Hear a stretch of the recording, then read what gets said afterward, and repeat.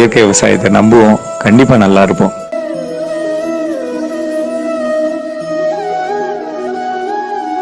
வணக்கங்க, நான் பிரிட்டோராஜ் பேசுகிறேன். பொதுவாக தரிசு நிலம் அப்படிங்கிறது பல்வேறு வகையாக நம்ம கண்ணில் படும். செம்மண் நிலம், செம்மண் சரளை உள்ள மலையடிவார பகுதிகளில் இருக்கக்கூடிய தரிசு நிலம் அப்படிங்கிறது நீண்ட நாள் பயிர் செய்யாத நிலம் அப்படிங்கிறதுல ஆவார கொடி இருக்க வாய்ப்பு இருக்குது. மஞ்சள் நெத்தி மரம் அல்லது பிற வகையான சின்ன வகை மரங்கள் வளர்ந்துருக்க வாய்ப்பு இருக்குது. அல்லது பல்வேறு வகையான மரப்பயிர்கள் சின்னதாக வளர்ந்து நின்றுட்டு இருக்க வாய்ப்பு இருக்குது. இலந்தை கொடி, இலந்தை மரம், அது மாதிரி அமைப்புகள் இருக்க வாய்ப்பு இருக்குங்க. அதே மாதிரி கரிசல் மண் அப்படின்னு பார்க்குறப்ப கண்டிப்பாக மஞ்சள் நெத்திங்கிற நூனா மரம் இருக்கும். பல்வேறு வகையான சின்ன சின்ன வகை மரங்கள், சீமை கருவேல மரம், இதெல்லாம் இருக்க வாய்ப்பு இருக்குங்க. 2 வகையான நிலங்கள்லையுமே பாறைகள் தென்பட வாய்ப்பு இருக்கு. அப்ப நம்ம என்ன செய்யணும்னா, ஒரு இடத்த வளப்படுத்துறதுக்கு முன்னாடி அந்த இடத்த நல்லா சுத்தி பார்க்கணும். கண்ணில் படுற அளவுக்கு நல்லா பார்த்து ஆய்வு பண்ணிக்கணும்.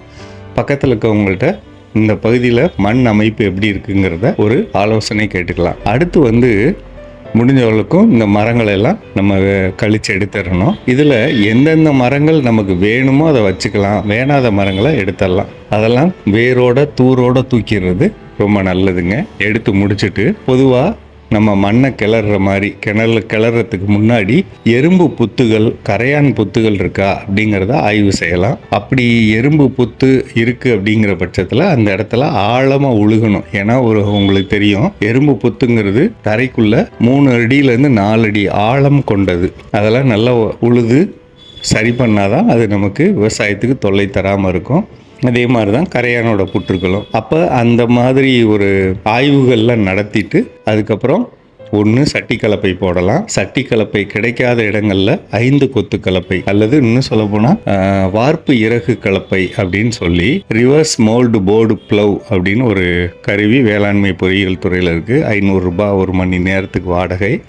அதை எடுத்துட்டு நம்ம ஓட்டுனோம்னா பூமியில குறைந்தபட்சம் 1.5 அடி ஆழத்துக்கு மண்ணை பெரட்டி போட வாய்ப்பு இருக்குங்க. அப்படி மண்ணை பெரட்டி போடுறப்ப எந்த இடத்துல எல்லாம் பாறை இருந்துச்சோ அதில் கொஞ்சம் சுத்தி ஓட்டிக்கலாம், அளவா ஓட்டிக்கலாம். அதே மாதிரி எந்த மரங்கள் நமக்கு வேணுமோ அதோடைய வேர்களை தொல்லை பண்ணாம அதை சுத்தி ஓட்டிக்கலாம். அல்லது அந்த மரங்கள் வேணாம் அப்படின்னு சொல்லி நம்ம எடுத்திருந்தோம்னா அந்த பள்ளங்களை மூடுற மாதிரி ஓட்டிடலாம். அப்படி அமைப்புல நம்ம இந்த கலப்பைகளை உழுதலாம். இது இந்த கிழக்கு மேற்கு வடக்கு தெற்கா இந்த உழவு போட்டதுக்கப்புறம் வாய்ப்பு இருந்தால் 9 கொத்து கலப்பை, அந்த 9 கொத்து கலப்பை வச்சு திருப்பி நம்ம ஆழமா அதோட மேல் அந்த வளைந்த பகுதியோட மேல இருக்கக்கூடிய அந்த பகுதியில பாதி அளவுக்கு போற அளவுக்கு உள்ள இறங்குற மாதிரி 1 தடவைக்கு 2 தடவைக்கு 3 தடவை உழுகலாம். அந்த கொழுவோட மேல அந்த வளைந்த பகுதி வரும் இல்லைங்களா, அதுல பாதி ஓடணும், அந்த அளவுக்கு ஓடணும். அப்படி ஓடும்போது இந்த மண்ணில் இருக்கக்கூடிய கட்டிகள் எல்லா மண்ணும் நல்லதாக இருக்காது. முக்கியமாக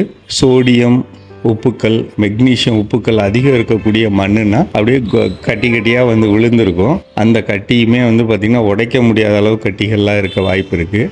அதெல்லாம் இந்த 9 கொத்து கலப்பை போடும்போது தான் தூளாக மாற வாய்ப்பு இருக்குது. அது ஒரு தடவைக்கு 2 தடவை ஓட்டணும். அதுக்கு தான் நம்ம வேளாண்மை பொறியியல் துறைனா நமக்கு வாடகை 500 ரூபாய் தான் ஒரு ஏக்கருக்கு. அப்போ அவங்கள்ட்ட வாடகை அப்படிங்கிற செயலி மூலமாக உழவு ஆப்பில் நம்ம ரெஜிஸ்டர் பண்ணிக்கிட்டோம்னா நம்ம ஒரு உழவுக்கு பதில் 2 உழவு பண்ணிக்கலாம். அந்த ஒரு கவனத்தை வச்சு செய்யலாங்க. இதை வளப்படுத்த கடைசியாக நம்ம உழவு, அதுக்கப்புறம் நம்ம ஏதாவது விவசாயம் பண்ணுறோம் அப்படிங்கிறத மனசில் வச்சோம்னா அதுக்கு முந்தின உழவில் ஒரு ஏக்கருக்கு 200 அல்லது 300 கிலோ அளவுக்கு சாம்பல் எங்கேயா கிடைச்சா எல்லா பக்கமும் பிரித்து போட்டு விடணுங்க. அந்த 1 ஏக்கர் நிலத்தில் சாம்பல் ரொம்ப முக்கியம். அடுத்து மண்புழு உரம் இருந்ததுன்னா 300 கிலோ வரலும் போட்டு விடலாம். இந்த 2 வாய்ப்பு இருந்ததுன்னா மக்கின தொழு உரம், அப்படி இல்லைன்னா இது 2 மட்டும். இது கூட வேப்ப முன்னாக்கு முடியும்னா 100 கிலோ வேப்ப முன்னாக்கு போட்டுக்கலாம். அல்லது இதில் எந்த அளவு கிடைக்குதோ, எவ்வளோ உங்களுக்கு சக்தி இருக்கோ அந்த அளவுக்கு போட்டுக்கலாங்க.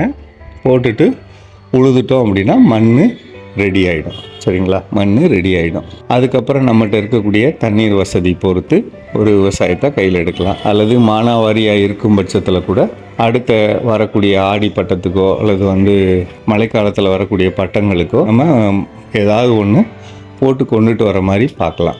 நம்பிக்கை செய்யுங்க. இதில் ஏதாவது சந்தேகங்கள் இருந்தால் கேட்டுக்கோங்க. நன்றிங்க.